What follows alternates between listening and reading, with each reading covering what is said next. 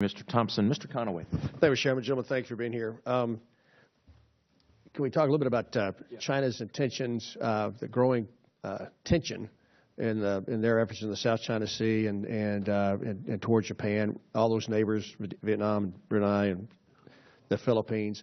Why are they doing it, and do we have any insight as to what might, if we had some sort of a trigger event that occurred, ships running together, planes running into each other, some sort of interference that looks like an act of war? What is kind of precipitating these kind of tensions in that area, and what can you talk to us about?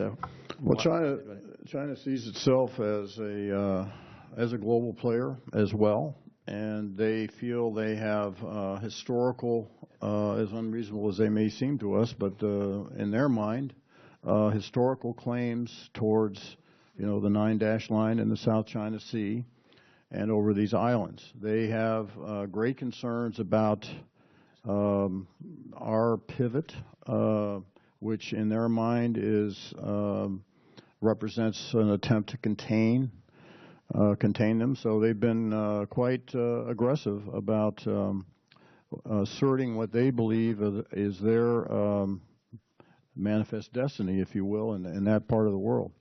And so it does create potential flashpoints here over the disputes over the islands and over energy and access to drilling and this sort of thing, and particularly in the South China Sea. And having traveled in that region recently, I can attest that it is of great concern, expressed privately more so than publicly on the part of the countries you mentioned. You talked about the traditional reach into the South China Sea. Do you see China going beyond that area? Well, I think they, over time, will try to project themselves globally. They have an interest in the Indian Ocean. They are reaching out and participating in more humanitarian and peacekeeping operations. So I think over time they intend to project globally. How accurate do you think our estimates are of what their increases in military spending have been over the last several years?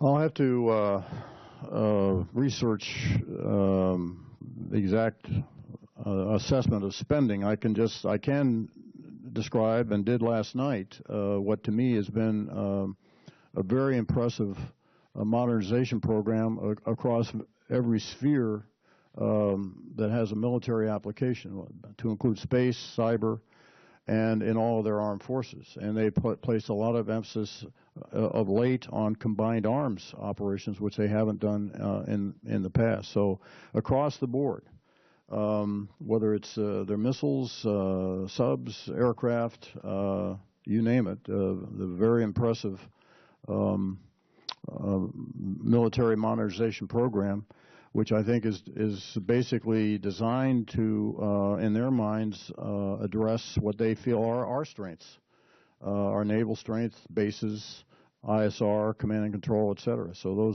they've looked at us, and that's what I think has influenced a great deal what they do.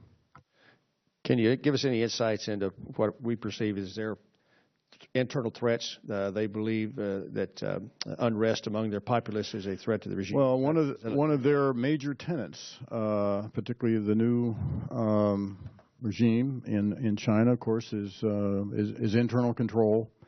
And they go to great lengths to control access to the Internet and information exchange among their citizens. Thank you, Chairman. You're back.